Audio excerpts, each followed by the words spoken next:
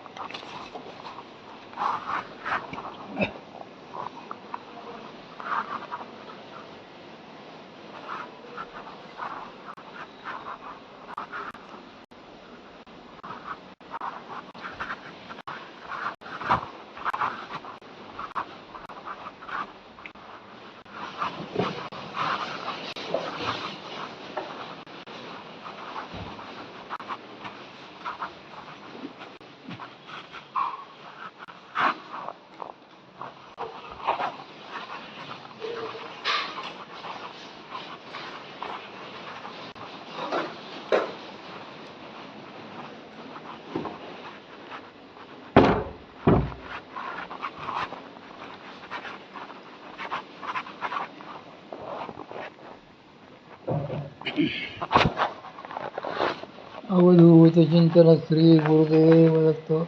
आज आपण परमपूज्य दादांनी लिहिलेले जो संती वसुलीला ठावो हे पुस्तक वाचनात घेत आहोत.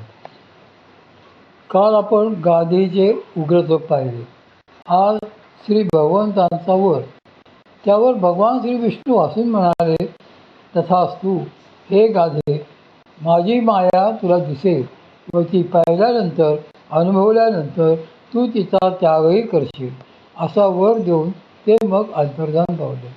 खरं तर वर मागताना गादी देवाला सांगायची विसरला होता की आपली माया अनुभवताना आपण मला त्यात गुरफटून मात्र देऊ नका, कारण माया म्हटली की तिच्या खेळात गुरफटणेही आलीच. देवांचाही असा स्वभाव असतो की मागणाऱ्याला जे काही हवे असते त्यापेक्षा वेगळे व त्यांना जे अपेक्षित असेल तेच ते त्याच्याकडून बदलून घेत असतात. पण देव इथे प्रसन्न झाले होते, कारण गादी हा निरपेक्ष होता. म्हणून देवाने त्याला आपणहूनच मायेचा त्याग करण्याचाही वर दिलेला होता.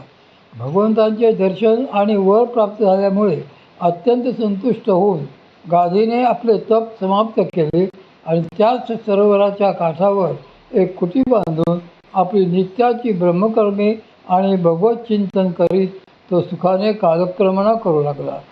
त्यानंतर मध्ये काही दिवस गेले व एके दिवशी गादी नेहमीप्रमाणे स्नान प्रातःसंध्येसाठी सरोवरात उतरला.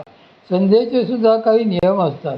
घरामध्ये संध्या करण्याचे वेगळे नियम असतात आणि नदीकिनारी, समुद्रकिनारी तसेच सरोवराच्या काठावर संध्या करण्याचे काही नियम वेगळे असतात.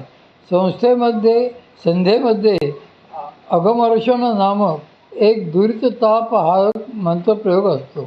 त्या प्रयोगाने साधकाच्या पूर्वकृत पापांचा नाश होतो. सृष्टीची उत्पत्ती ब्रह्मदेवांच्या संकल्पापासून कशी झाली याचे वर्णन त्या अगमर्षण मंत्रामध्ये आहे. गादी सरोवराच्या पाण्यात उतरला, शास्त्रोक्त स्नानविधी झाला आणि एकाएकी श्री भगवंतांच्या वराचे स्मरण होऊन तो अंतर्मुख झाला. त्याच नादात अगमर्षण मंत्राचा जप करीत दर्भाच्या टोकाने तो पाण्यामध्ये आवर्त म्हणजे भोवरा करू लागला. त्याचवेळी पाण्यामध्ये पाहता पाहता त्याच्या बुद्धीला एकदम भ्रम निर्माण झाला आणि मंत्राचा विसर पडून त्याला पाण्यातच काही विलक्षण दृश्य दिसू लागले. मायेचा अजब खेळ. मंत्रशास्त्राचे असे एक वैशिष्ट्य असते की मंत्रदेवतेशी तुम्ही जर एकरूप झालात तर ज्या कारणासाठी तो मंत्र सांगितलेला असतो ते कारण तुम्हाला कळते. अगमर्षण मंत्राच्या देवतेशी जर कोणी एकरूप झाला तर त्या योगे त्याचा पापनाश होतो. त्याची या जन्मीची कर्मबंधने बाजूला होतात.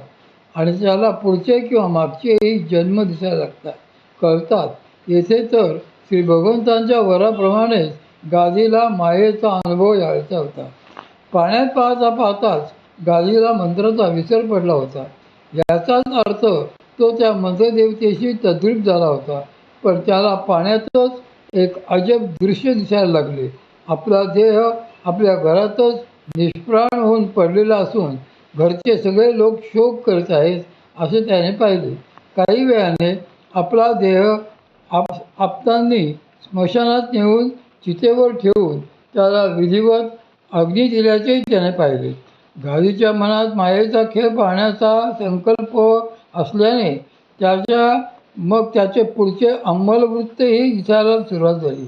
त्याच्या मृतदेहाचे सोपस्कार झाल्यानंतर त्याने असे अनुभवले की त्याचा लिंगदेह सूक्ष्मदेह एकाएकी सूक्ष्म ज्योतिरूपाने भूमंडल नामक प्रदेशातील एका गावाच्या सीमेवरील ग्राम्य असंस्कृत लोकांच्या वस्तीत आला. नंतर एका नीच शिकाऱ्याच्या घरामध्ये जी त्याची पत्नी स्त्री होती तिच्या गर्भाशी संश्लिष्ट होऊन त्याने यथाकाळ त्या घरात जन्म घेतला.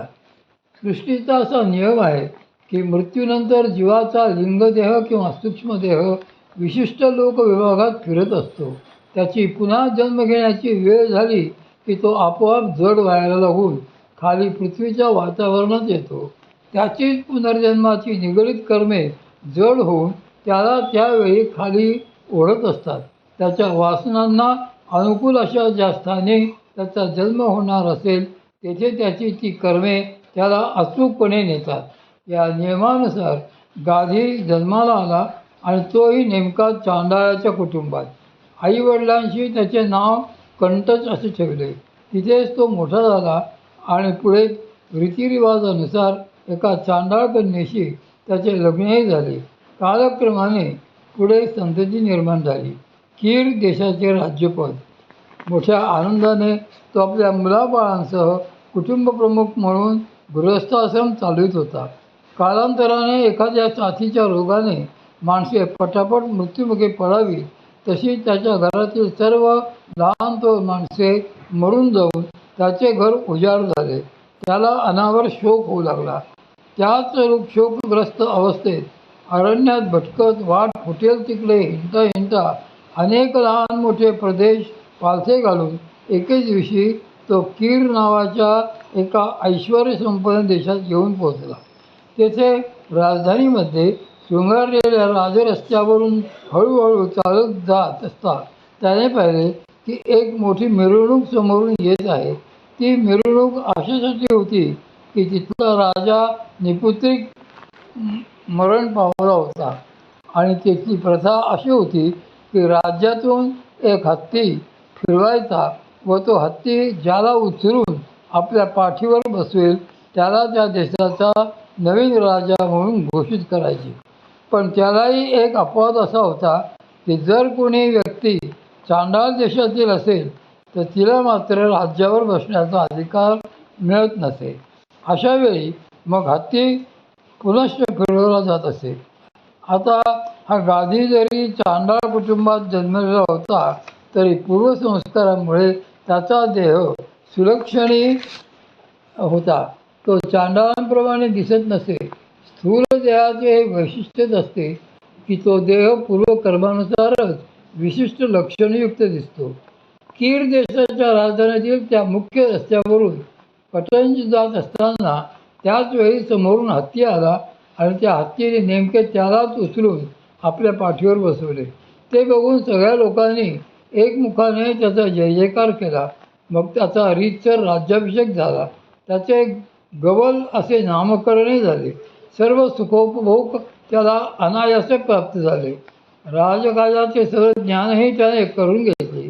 सर्व स्थिरस्थावर होऊन त्या राज्यात शांतता व समृद्धी नांदू लागली. अशी 8 वर्षे कशी गेली ते त्यालाही कळले नाही. त्यानंतर एके दिवशी त्याच्या राज्यातील चांडाळ लोकांनी एक मोठा समारंभ आयोजित केला व त्यासाठी आजूबाजूच्या देशातील आपल्या ज्ञाती बांधवांनाही त्यांनी आमंत्रित केले. भूतमंडल देशातील कटंजाच्या गावचे लोकही त्यामुळे नेमके समारंभाकरता त्या कीर देशात आले. नागरिकांचा अग्निप्रवेश. त्या दिवशी संध्याकाळी विश्रांती घेण्याच्या इच्छेने सर्व अलंकार व राजवस्त्रे उतरून साधी वस्त्रे परिधान करून गवल राजा राजवाड्याच्या समोरच्या पटांगणात मोकळी हवा घेत स्वस्थ बसलेला होता. त्याच वेळी त्याच्या स्त्रिया, सचिव, सेवकगण वगैरे माडीवरच्या खिडक्यांमधून राजवाड्यासमोरून जाणाऱ्या चांडाळाच्या मिरवणुकीचा समारंभ पाहत होते. त्या समारंभासाठी भूतमंडल राज्यातून आलेल्या लोकांमधल्या एका म्हाताऱ्याचे लक्ष अचानक राजवाड्याच्या पटांगणात बसलेल्या गवलराजाकडे गेले. त्याने त्या कटेजाला बरोबर ओळखले. त्यामुळे सोबत आपला आणखी गाव गोतावळा घेऊन तो म्हातारा राजवाड्याच्या पटांगणात शिरला. तो मग राजापाशी येऊन त्याला हसून म्हणाला, "अरे कटेजा, तू किती दिवसांनी दिसलास? बरे झाले. तुमचा इथला राजा गाणाऱ्यांची, गुणी माणसांची कदर करतो का? त्यांना बक्षीस देतो का?" त्या म्हाताऱ्याचे हे लगटीचे भाषण ऐकून गवलराजाने त्याच्यावर खेकसून त्याला बळे झाकलून लावले आणि तो माघारी वळला. पण त्याच वेळी माडीवरून राजस्त्रियांनी व इतरांनी तो सगळा प्रसंग पाहिला होता. त्यांचा संवादही ऐकला होता. त्यावरून त्यांच्या लक्षात आले की हा आपला राजा चांडाळ आहे. लागलीच त्या सर्वांनी त्याचे तोंड बघण्याचे टाळले. मंत्र्यांनी ताबडतोब धर्मसभा बोलावली व त्यामध्ये असा निर्णय घेतला की आपण गेली 8 वर्षे या राजाचे अन्न खाल्ले आहे. त्या अन्नाने आपल्या सर्वांना दोष लागलेला आहे. त्याची शुद्धी साध्या उपवासादी प्रायश्चित्ताने होणारी नाही. म्हणून आपण सगळ्यांनी स्वतःला अग्निप्रवेशाने जाळून घ्यावे. त्याप्रमाणे मग राज्यातले सगळे ज्येष्ठ श्रेष्ठ प्रजाजन एकत्र आले. त्यांनी एक मोठी चिता पेटवली आणि एक एक करून ते सगळे बायका, पुरुष वगैरे त्या चितेत स्वतःला जाळून घेऊ लागले.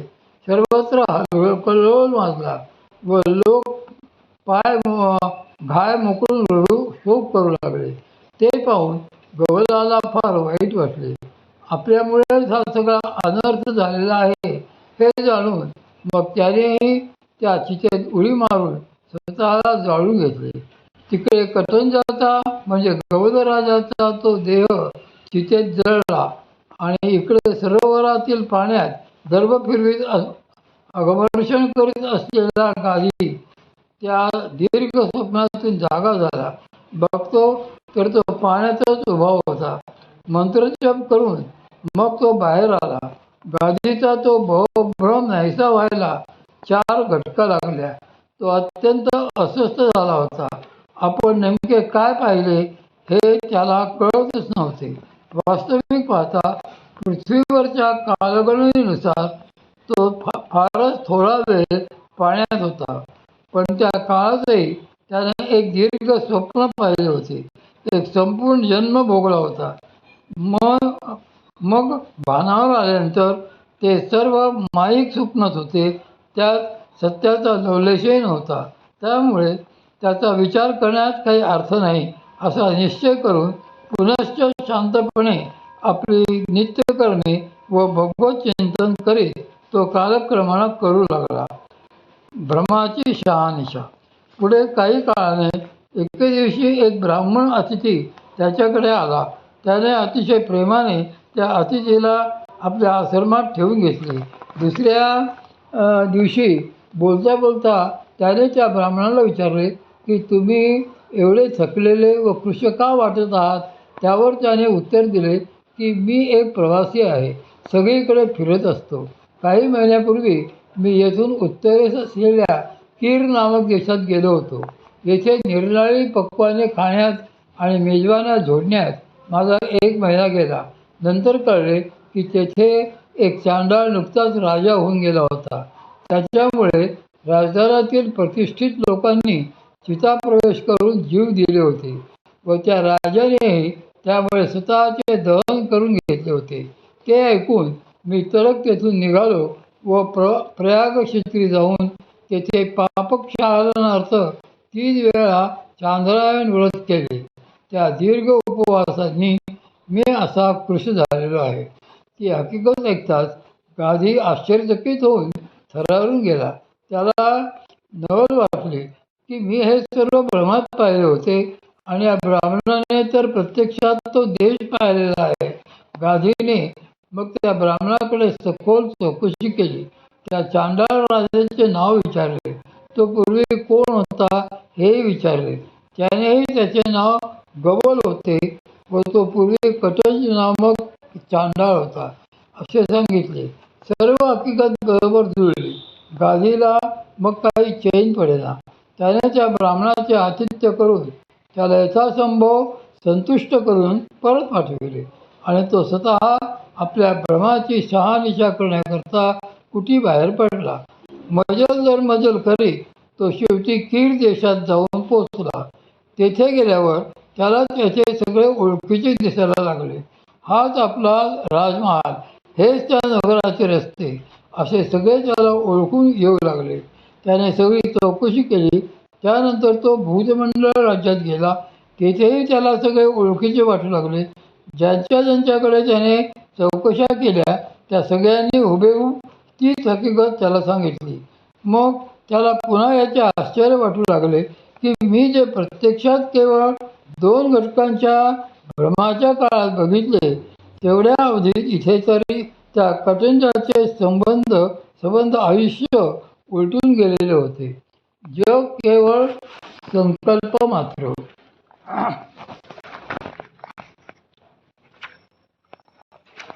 हे